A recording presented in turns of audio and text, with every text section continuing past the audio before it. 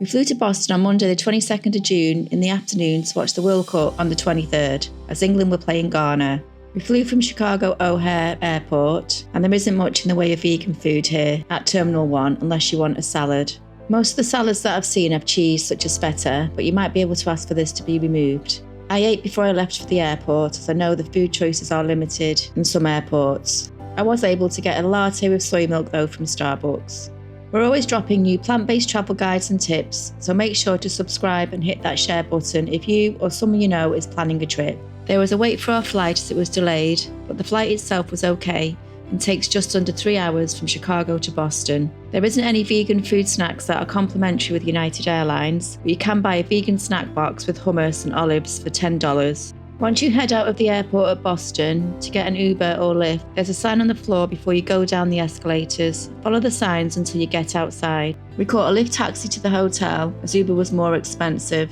We checked into the hotel ready for the football match the next day, and we stayed at the Hilton Garden Inn Hotel. They offer breakfast here, but they don't do any other meals, although they do offer snacks. So I bought some Hippies crisps, a porridge pot and a vegan cereal bar. I had to check with Gemini if the porridge and cereal bar was vegan, as I couldn't read the ingredients as they were so small. I also didn't have any breakfast at the hotel, as I'd looked online and they didn't have much in the way of vegan options, so I had the porridge pot instead.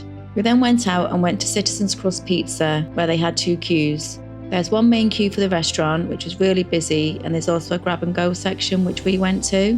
I asked if they did a vegan pizza, but they didn't have any for sale, so they made me a fresh whole 16-inch vegan pizza, which came with vegan cheese and tomato, which was really nice. Because we'd eaten food outside the stadium, I'm unsure there's any vegan options at the Gillette Stadium in Foxborough. We also went to a Mexican later after the football, and they did vegan options. I had an Impossible Bowl, which was really nice, and I recommend this. The next morning it was time to check out of our hotel, and we got a lift back to the airport, as again it was slightly cheaper than Uber. Getting through security was easy and straightforward. There wasn't much in the way of vegan food options at Boston Airport, so I just got a soy milk latte from Starbucks before boarding the flight and going back to Chicago. If you enjoyed this video, then share, save and subscribe, and follow along for further travel tips from the Leaf and Luggage.